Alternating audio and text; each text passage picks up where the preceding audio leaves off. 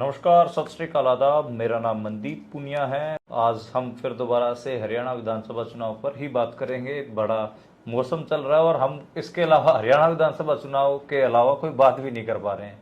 सभी लोग यही डिस्कस कर रहे हैं, लेकिन फिर भी जो एक हम कहें कि पका हुआ एनालिसिस है वो नहीं आ पा रहा है। हम शावक रिपोर्टर हैं, दौड़ धूप कर रहे हैं, एक बार बंदर की तरह एक बार इस पेड़ पे उछल जा रहे हैं, एक बार इस पेड़ पर उछल जा रहे हैं।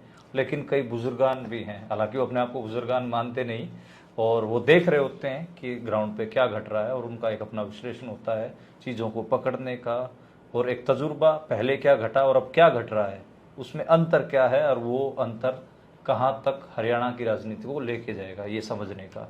तो उसी कड़ी में हमारे साथ सतीश त्यागी जी मौजूद हैं। सतीश त्यागी जी लगातार आप गुरुकुल ऑफ पॉलिटिक्स पे भी देखते होंगे उनकी बातचीत, और एक पकड़ समझते हैं हरियाणा की नब्ज को। डॉक्टर हैं तो वो आदमी की नब्ज भी पकड़ लेते हैं और हरियाणा की नब्ज भी पकड़ लेते हैं। डॉक्टर साहब, पहले तो सवाल मेरा यही कि जो बाकी के चुनाव हुए हैं 2019 से पहले के या 2024 से पहले जितने भी चुनाव हुए और जो अब जो चुनाव हो रहा है, क्या अंतर, क्या नया, कुछ अलग देख रहे हैं? देखिए, अगर राजनीतिक शैली की बात करें चुनावों के दिनों में, जितना मैंने देखा हरियाणा को, आप लगा लीजिए 47 साल से मैं हरियाणा में हूँ। और जब मैं आया था तो चौधरी देवीलाल के नेतृत्व में जनता पार्टी की सरकार बनी थी पहली, और तब से लेके तमाम जितने भी चुनाव मैंने देखे हैं उनमें और इसमें ये बड़ा फ़र्क है कि आज हमें सामाजिक सद्भाव की, सोशल हार्मोनी की चिंता होने लगी है। आम आदमी डरा हुआ बैठा है कि कहीं ये राजनीति हमारे समाज के ताने बाने को छिन्न भिन्न ना कर दे। ये डर अभी पिछले 2-3 चुनावों से शुरू हुआ है, उससे पहले नहीं था। और नेताओं की भाषा लगातार बिगड़ती जा रही है, और समाज में जो टकराव की स्थिति पैदा की है राजनीतिक दलों ने, वो इतनी पहले कभी नहीं होती थी। तो ये तो चिंताएं हैं आम आदमी के दिमाग में, जो ये मान कर चलता है कि ठीक है, लोकतंत्र है तो चुनाव होंगे, लेकिन वो ये अपेक्षा रखता है कि हमारा जो सामाजिक सद्भाव है वो बना रहे, और एक सीमा के अंदर आप अपना इस तरह का विश्वभ्रमण करें तो ठीक है, इससे आगे जाएंगे तो गलत है। ये तो एक परंपरागत अंतर मैं देख पा रहा हूँ यहाँ।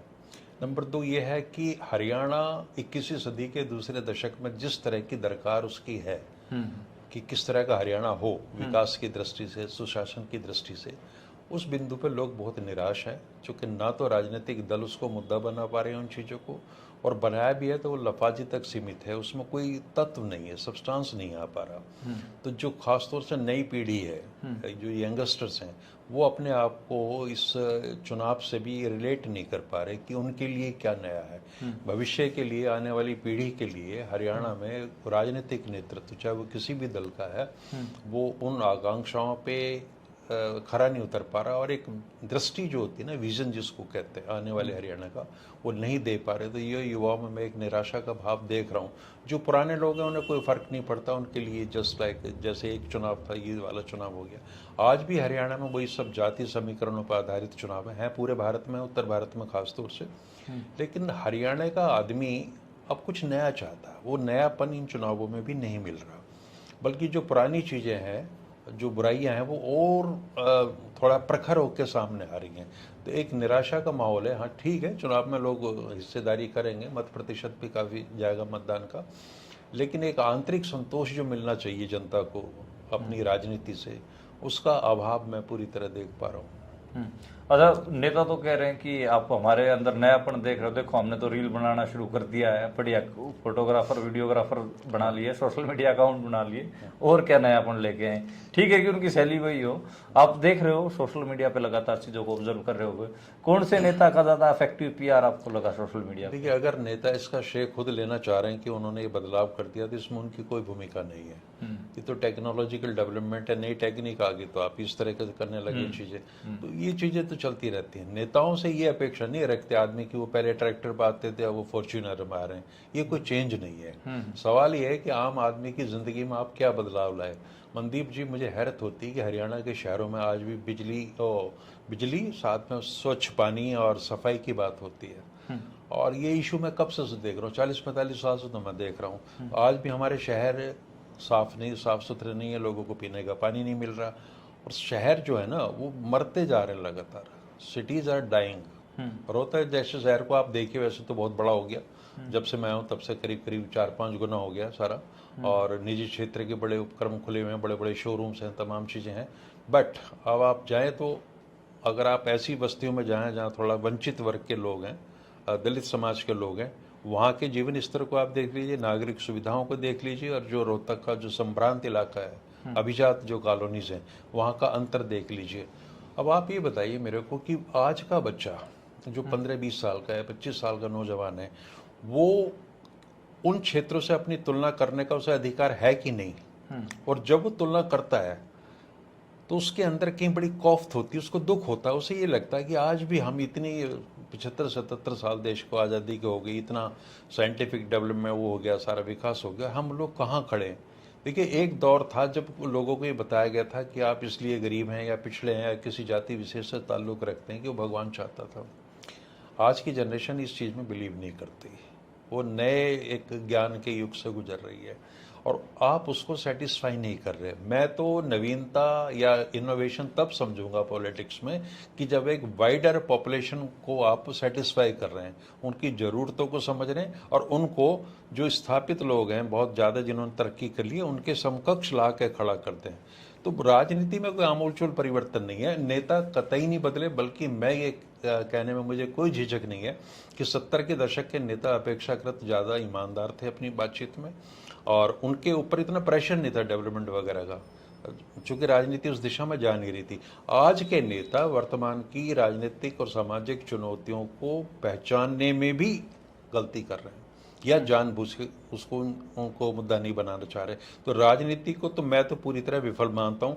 आप केवल यही कि छोटी मोटी कॉस्मेटिक चेंजेस हो जाएं 5 साल में। मैं ये देख रहा हूँ कि पिछले चुनाव में जो लोग ये कह रहे थे कि हम ये वादे, वही उन वादों की पुनरावृत्ति अब हो रही है।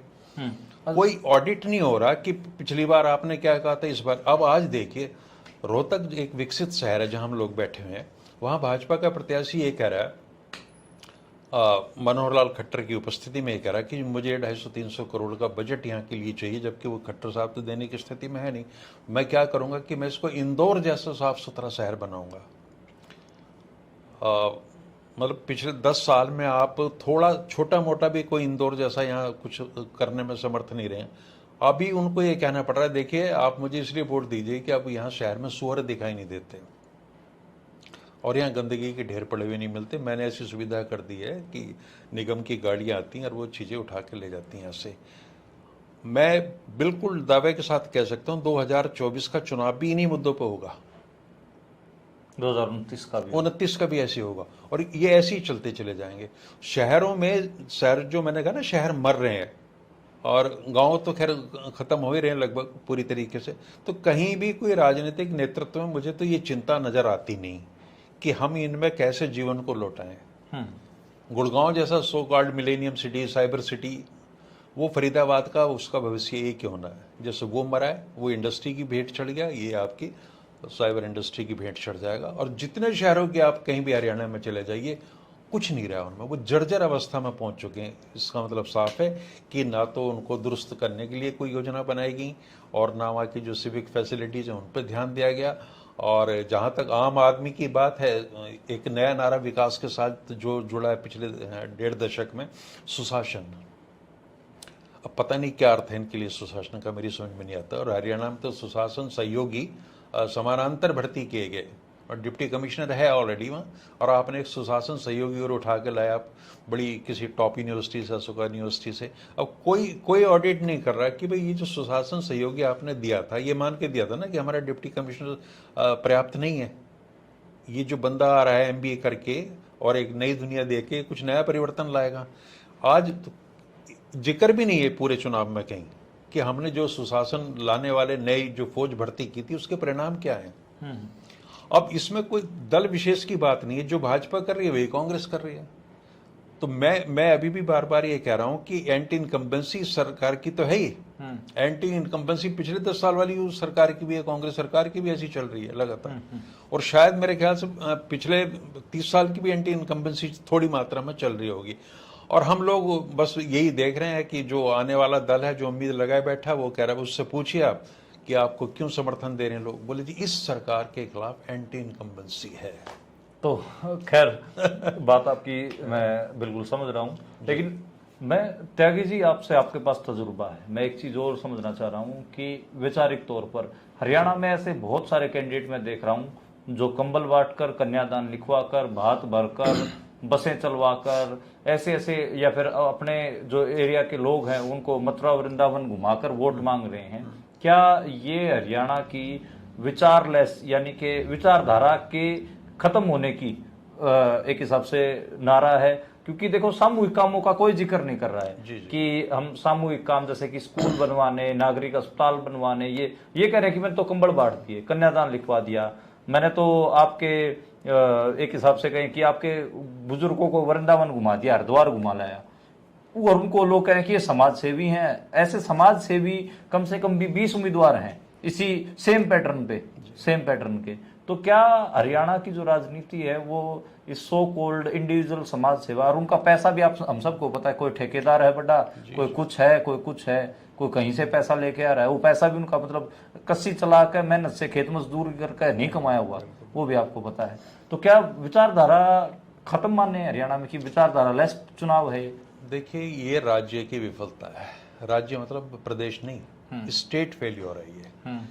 और जब वो फेल होता है तो इस तरह की समाज सेवा के लिए जगह बन जाती है कि स्टेट तो जो देना चाहिए वो तो दे नहीं पा रही है। मान लीजिए महम विधानसभा क्षेत्र में जो हमारे निर्दलीय विधायक पिछली बार जीते थे, बलराज कुंडू, उनका बड़ा जिक्र होता है कि उन्होंने लड़कियों के लिए बसें चलाई। क्यों चलाई? ताकि लड़कियां सुरक्षित रूप से विद्यालय में पहुंच जाएं। ये जिम्मेवारी किसकी है? सरकार की। अब एक क्षेत्र में तो हो गया जहां कोई आदमी था, आर्थिक रूप से समृद्ध व्यक्ति था, उसने ये चीज़ कर दी, अपने लालच में कर दी, सीधी सी बात है, क्योंकि उससे पहले नहीं कर रहा था, वो सब टारगेटेड था। जो सरकार का काम है, जो स्टेट का काम है, हर नागरिक को सुरक्षा प्रदान करना, उसको बच्चे हमारी कॉलेज स्कूल तक आराम से पहुंच जाएं, ट्रांसपोर्ट का व्यवस्था करना। और अगर क्या स्पून एक मैं इसमें आपको रोक रहा हूँ, सॉरी, क्या स्पून फीडिंग जैसा नहीं है कि लड़कियों को कमजोर मान के कि भाई इनको अलग बस में पहुंचाएंगे तो सेफ सुरक्षित हो जाएंगी? क्या पहले लड़कियां नहीं पढ़ रही, और इलाकों में भी पढ़ रही हैं, रोडवेज बस में मान लो बैठ के आ रही हैं? वो तो मनदीप जी बहुत आगे की बात है, मैं तो बहुत बुनियादी चीजों की तरफ सवाल उठा रहा हूँ। ये तो होना चाहिए, ये यूटोपिया तो कब आएगा भारत में, इसकी हम कल्पना नहीं कर सकते। बट ये जो बिंदु आपने उठाया ना कि समाज सेवा के माध्यम से, और समाज सेवा उन लोगों द्वारा जिन्होंने अनाप शनाप पैसा अवैध तरीकों से कमा रखा और उनके पास अकूत दौलत है। इस तरह का हरियाणा में ट्रेंड आप देखेंगे तो हर बार 2-3 ऐसे लोग चुन के आ जाते हैं। अब अगर 2-3 नहीं, अब की बार 12-15 कैंडिडेट बिल्कुल आ जाएंगे। तो ये संख्या बढ़नी चाहिए ना, तो इनके लिए तो खुशी की बात है कि आज एक गोपाल कांडा से चीजें शुरू हुई। गोपाल कांडा की समाज सेवा जो तारा कुटिया के माध्यम से चल रही है, वो सारी चीजों को पर्दा डाल देती है। किसी एक भ्रष्ट से भ्रष्ट और गंदे से गंदे आदमी पे उसकी समाज सेवा केवल आवरण चढ़ाने का काम कर रही है, और आवरण चढ़ाई यहाँ तक कि मेरी समझ में वो जनता से समर्थन भी ले रही है और वो सदन में भी पहुंच रहे हैं वो व्यक्ति, और ये ट्रेंड बढ़ता जा रहा है। हरियाणा में आप देखेंगे कि कोई भी नया खिलाड़ी आएगा जो साधन संपन्न है, तो पहले वो समाज सेवा का काम करेगा। उसे शायद पहली बार में कोई पार्टी टिकट नहीं देती, लेकिन वो चुनाव जीत लेगा या अच्छी संख्या में वोट ले जाएगा। अब उसको पार्टी एडॉप्ट करेगी, वो ये कहेगा कि हाँ देखिए मैं हारा हूं लेकिन मैं दूसरे नंबर पर रहा, या मैंने 35-40 हजार वोट ले लिए, जीत गया तो उसकी डिमांड ज्यादा बढ़ जाएगी, ज्यादा संख्या में वोट ला रहा है तो उसकी और तरीके से उसकी वहां दरकार हो जाएगी उन राजनीतिक दलों में। और ये जो एंट्री हो रही है राजनीति में इस तरह के तत्वों की, तथाकथित समाज सेवा के नाम पे, ये किस तरह की समाज सेवा करेंगे? और सबसे बड़ा चिंता का विषय ये है कि जनता का समर्थन मिल रहा है। मैं देख रहा हूं कि ग्रामीणों से बात हो रही है और उसमें मेरी उम्र के ग्रामीण ये कहते हैं, भाई इसने तो कतई मतलब इतना बढ़िया काम करा कि आज हमारी बेटियां जाती हैं बसों में बैठ के, बिल्कुल सेफ हैं। अब वो अपनी जगह ठीक है, राज्य की विफलता का इससे बड़ा प्रतीक क्या होगा? और उसमें स्टेट इंटरवीन नहीं कर रहा। मैं कहता हूं अगर किसी भी और भी एक विकसित समाज में इस तरह की बातें हों या कहीं यूरोपीय समाज में बात हो, तो इन लोगों को हटाया जाना चाहिए यहाँ से कि आप क्यों सेवा कर रहे हैं, तो हमारा काम है। अब कल के दिन मतलब ये स्कूल्स कॉलेजेस खोलेंगे, फिर छात्रवृत्ति बांटेंगे, कंबल बांटना, ये तो कंबल बटेगा, दारू बटेंगी, पता नहीं क्या क्या वितरण समारोह होंगे अभी सारे के सारे। और हमारा जो मतदाता है और आइडियोलॉजी कहाँ गई, विचार कहाँ? आइडियोलॉजी का कोई चक्कर नहीं है। तो जो किसान मजदूर कमेरे की, हाँ, खेत खलियान ये तो की, कुछ नहीं। आप बेरोजगारी की, किसी भी नेता का या भाषण सुन लो, जब वो बात करता ना, दुकानदार, छोटे दुकानदार, कर्मचारी, एक पूरा एक रटा हुआ सा सेंटेंस है, उसमें सबको वो डाल देगा, किसान है, मजदूर है ना। अब छोटे कर्मचारियों की गिनती इसमें होने लगी, छोटे व्यापारियों की बात होने लगी, कि जैसे उसे हर छोटे आदमी की चिंता है। सिर्फ लफाजी है, कोई चिंता उनता नहीं है किसी को। उनको अगर सवाल पूछ ले कि बता क्या करेगा, यही पूछ ले कि तेरे एरिया में बता कितने छोटे दुकानदार हैं। आपको बहुत इंटरेस्टिंग बात बताऊं मैं, सुभाष चंद्रा, जी टीवी के मालिक, उनका एक इंटरव्यू में देख रहा था। वो कहते थे कि कुलदीप बिश्नोई मेरे पास समर्थन मांगने आया था और उसने ये कहा कि मैं तब तक नहीं उठूंगा यहाँ तक जब तक आप हानि भर लोगे समर्थन की। तो मैंने उससे ये कहा कि भाई तू बता, तूने आदमपुर के हल के लिए क्या करा तूने। उसने कहा जी मैंने 800 करोड़ रुपए खर्च किया आदमपुर पे। तो मैंने उससे ये कहा कि तू 80 करोड़ के काम गिनवा दे मेरे को और मैं तेरे साथ चल पड़ूंगा, तेरे समर्थन में वोट मांगूंगा। बोला वो 4 करोड़ के भी काम नहीं गिनवा पाया। आप देखिए, कुलदीप बिश्नोई के छोटे मोटे नेता नहीं है, भारतीय जनता पार्टी की शान है आज की तारीख में। 800 करोड़ का दावा, 80 करोड़ की चुनौती कि गिनवा दो आप, 4 करोड़ के गिनवा नहीं पा रहे हैं।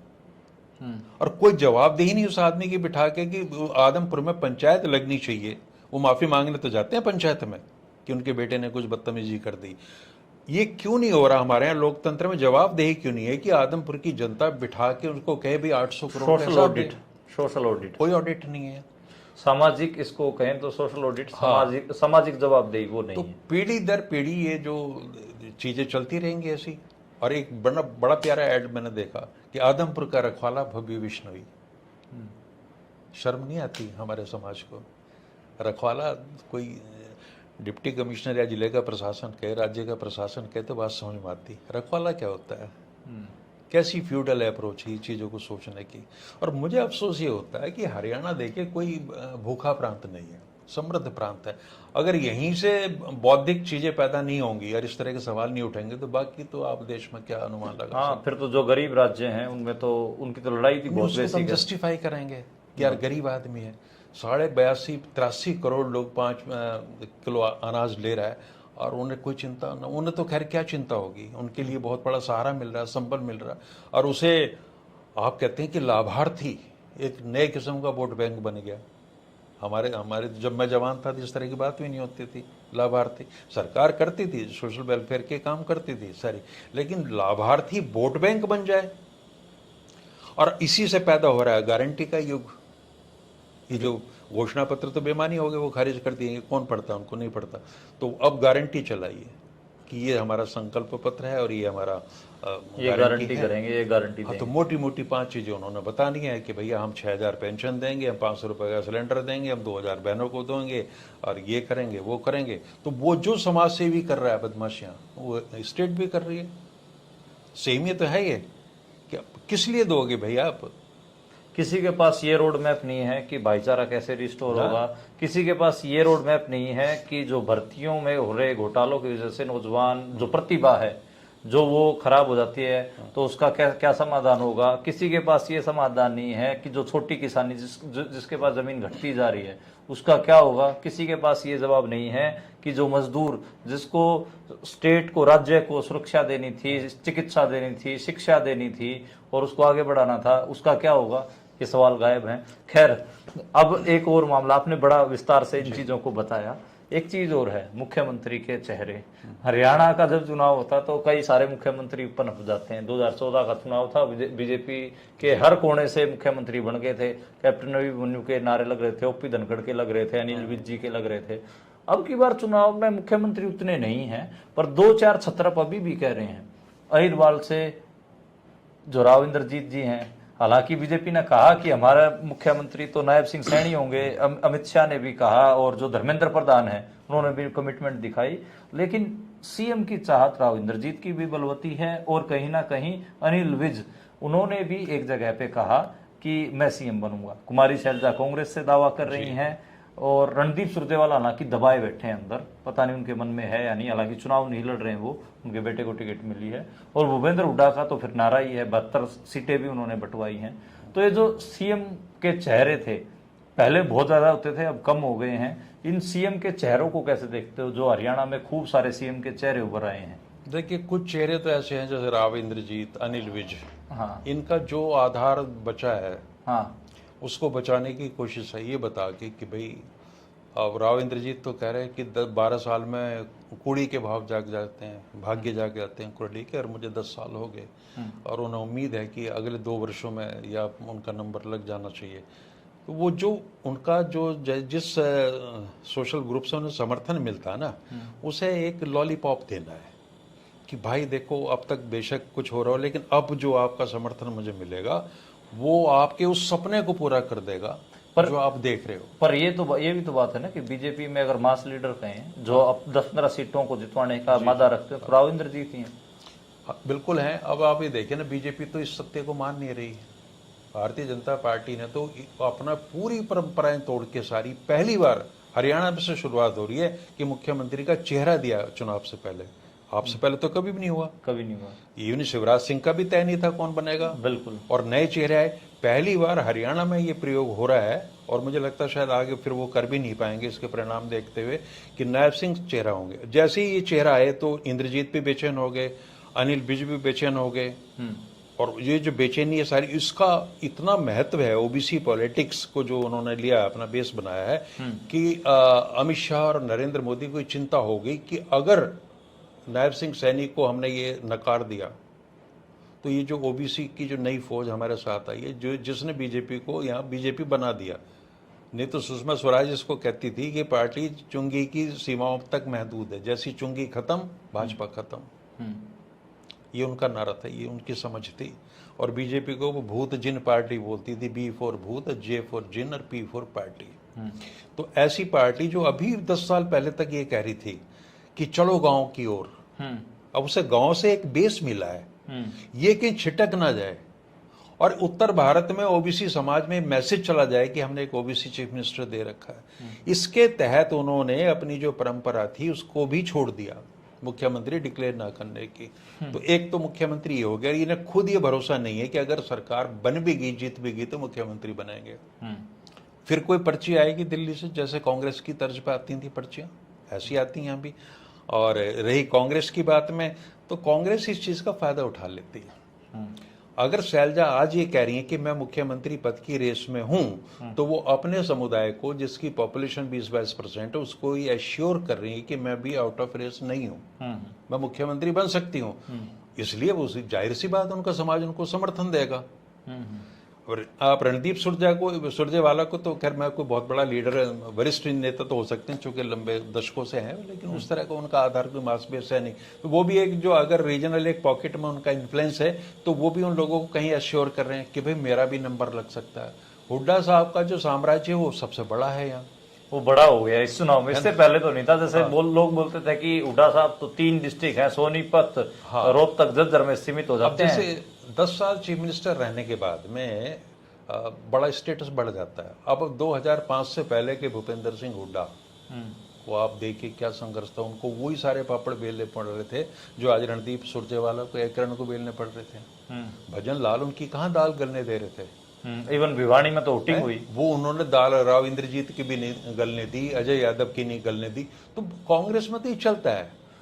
पर आपको नहीं लगता कि भूपेंद्र हुड्डा के बारे में कि लोग कह रहे हैं कि भाई अगर कांग्रेस की 65+ सीट आ गई तो भजनलाल पार्ट 2 भी हो सकता है, भजनलाल 2.0, यानी कि भूपेंद्र हुड्डा देखते रह जाएंगे और सीएम कुमारी शैलजा का नंबर भी आ सकता है, क्योंकि उनके पास 2 चीजें हैं। देखो, चाहत तो बलवती भी है, दलित समाज की भी तो है कि आज तक 75 साल में, 76 साल में आज तक दलित सीएम नहीं बना है। तो ये भी तो हो सकता है ना कि भजनलाल 2.0 हो जाए भूपेंद्र हुड्डा के साथ, और कुमारी शैलजा का नंबर बढ़ जाए 65-70। होने को तो कुछ भी हो सकता है। हाँ। लेकिन हम जब व्याख्याएं करते हैं ना राजनीति में, तो अतीत के उदाहरण हमारी बड़ी मदद करते हैं कि 87 की पुनरावृत्ति हो जाएगी, 2005 की पुनरावृत्ति हो जाएगी, हो जाएगा। लेकिन हर बार एक नई चीज पैदा होती है। आज मेरी समझ ये है कि सीटें चाहे जितनी आए, कांग्रेस का नेतृत्व वुपेंद्र हुड्डा की उपेक्षा करने का खतरा मोल नहीं ले सकती। उसका एक कारण तो ये भी है कि उत्तर भारत में सिर्फ कांग्रेस के पास एक ही राज्य बचा, हिमाचल। वहां पे भी खतरे डोल गए थे, और वो हरियाणा के साथ एक्सपेरिमेंट नहीं कर सकते। अगर वो नेतृत्व परिवर्तन की सोच थे तो टिकटों के बंटवारे में वो चीज साफ झलकनी चाहिए। 72 सीटें भूपेंद्र हुड्डा ने बांटी हैं, पूरी तरह दे दी ना। और शैलजा ने ये कहा है, शैलजा व्यक्तिगत जब बात करती हैं मीडिया से, तो वो सवालों के जवाब घुमा देती हैं। लेकिन दो चीज़ें छन के आई हैं। तो एक तो उन्होंने ये माना है कि फेयरनेस नहीं है टिकटों के बंटवारे में, हाँ, मोटा मोटा। और दूसरा ये मानना है कि नाराजगी हमारे अंदर है, मतभेद हैं, बट हम मीडिया के सामने या सार्वजनिक रूप से उन्हें स्वीकार नहीं करते। तो वो जो उनकी वजह है नाराजगी की, वो तो उन्होंने एडमिट कर ली कि चल रही सारी, वो पार्टी फोरम पे ही कहेंगे। नंबर 2, टिकटों के बंटवारे में छेड़छाड़ हुई है। शैलजा जो राष्ट्रीय महासचिव भी हैं, इतनी बड़ी लीडर भी हैं, दलित वोट का अपना एक महत्व भी है, वो इस चीज़ को हुड्डा साहब को कमजोर तो नहीं कर पाई इस मामले में। नहीं। तो ऐसी कौन सी चीजें हैं जो राहुल गांधी या सोनिया गांधी निर्णय नहीं कर पा रहे भूपेंद्र हुड्डा के खिलाफ? कुछ तो है। अच्छा। एक तो आपने बता दिया कि पूरे उत्तरी भारत में। नंबर 2, एक जो बहुत प्रैक्टिकल सी वजह है कि कांग्रेस की आर्थिक स्थिति बहुत कमजोर है। अगर राहुल गांधी को राजनीति में, मान लिया दिल्ली में एक रैली करनी फॉर एग्जाम्पल, बिल्कुल 1 लाख लोग या इससे ज्यादा लोग भूपेंद्र सिंह हुड्डा अपने आर्थिक संसाधनों के बल पे दिल्ली में जोड़ने की स्थिति में है। और ये बहुत बड़ी ताकत है राहुल की राजनीति के लिए। हरियाणा का एक नेता मुझे बता दीजिए आप कि जो राजनीति में निवेश कर सकता हो। निवेश और प्राप्ति का भी तो गेम है ना। बिल्कुल। और वो तभी होता है जब संभावनाएं नजर आती हैं। बिल्कुल। तो मुझे तो 2005 की पुनरावृत्ति करने में कांग्रेस का केंद्रीय नेतृत्व सक्षम नहीं लग रहा कि वो हो सकता है, उनकी चाहत हो अंदर से, लेकिन कई बार नेता इतना पावरफुल हो जाता है कि आप उसको छेड़ नहीं सकते। अब अशोक गहलोत का कुछ नहीं बिगाड़ पाए, सचिन पायलट कहाँ गए और कमलनाथ, वहां भी जीतू पटवारी जैसे लोग हैं, आप उसको भी नहीं छेड़ पाए, कमलनाथ को भी नहीं छेड़ पाए। ये क्या हुआ है मनदीप जी? जो कांग्रेस की राजनीति के जानकार हैं वो देखिए, पहले क्षत्रप थे, नीलम संजीवा रेड्डी, दुनिया भर के लीडर साउथ के, और कामराज टाइप इस तरह के लोग थे।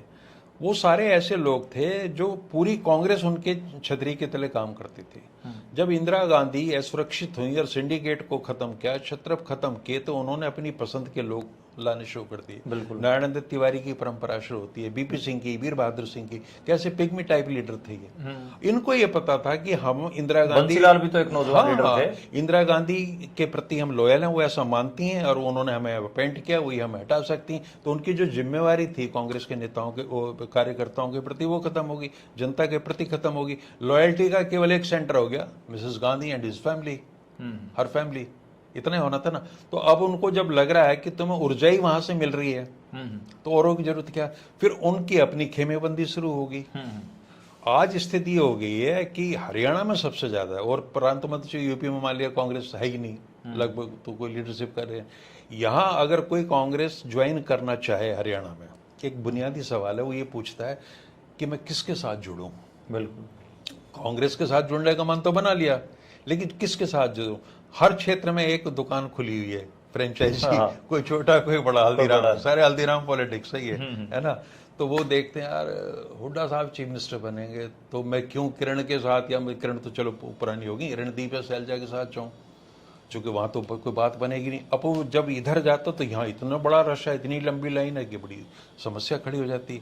तो कई लोग जगह न मिलने के अभाव में फिर इधर उधर हो जाते हैं। तो जो मेजर चंक है वो वहां जा रहा है। अच्छा, नेता के पास क्या, वो अपने ही लोगों को सेटिस्फाई करेगा? सीधी सी बात है। तो कांग्रेस में तो जो एक स्ट्रक्चरल चेंज की जरूरत थी, जो राहुल गांधी सोच के चल रहे थे, तो उनके सारे विजन को इन्होंने मिट्टी में मिला दिया। राहुल गांधी बहुत साफ नीयत से कांग्रेस को रिवाइव करना चाह रहे थे, उनके पास सारी चीजें थी, एनएसयूआई के इलेक्शन, यूथ कांग्रेस के इलेक्शन, वो ला रहे थे उठा उठा के सारे। लेकिन जितने ये छत्रप थे, इनको लगा तो गड़बड़ हो जाएगी, खतरनाक चीज है। यूथ कांग्रेस के चुनाव में, एनएसए के चुनाव में, हरियाणा का देख लो, पंजाब का देख लो, राहुल गांधी को निपटाना पड़ेगा। तो कांग्रेस आज एक ऐसा पेड़ है कि वो दिख तो रहा है, पत्ते उत्ते सब झड़ गए, उसकी डालवाल सारी टूट रही हैं। तो उस पे से अभी भी ये है कि जो लास्ट में ना कोई फुंगी दिखाई दे जाती है हरी सी, इसको भी तोड़ लो, उसको भी तोड़ लो। कांग्रेस को पोषण देने वाले लोग नहीं है, उसका शोषण करने वाले, उससे निकालने वाले, दोहन करने वाले लोगों की भीड़ लगातार। अब थोड़ी संभावना बनी है, राजनीतिक हालात ऐसे देश में हुए कि ऐसा लग रहा है कि कांग्रेस जिंदा हो सकती है। तो बहुत जो शातिर किस्म के लोग हैं ना, वो सोचते हैं कि अभी ठहरो, जिंदा हो रही है, इसमें सांस आ रही है। कुछ ऐसे हैं कि अभी इसका गला घोट दो, वेंटिलेटर्स है ना, इसकी ऑक्सीजन की नली हटा दो। कांग्रेस में ऐसे ही लोगों की संख्या ज्यादा है।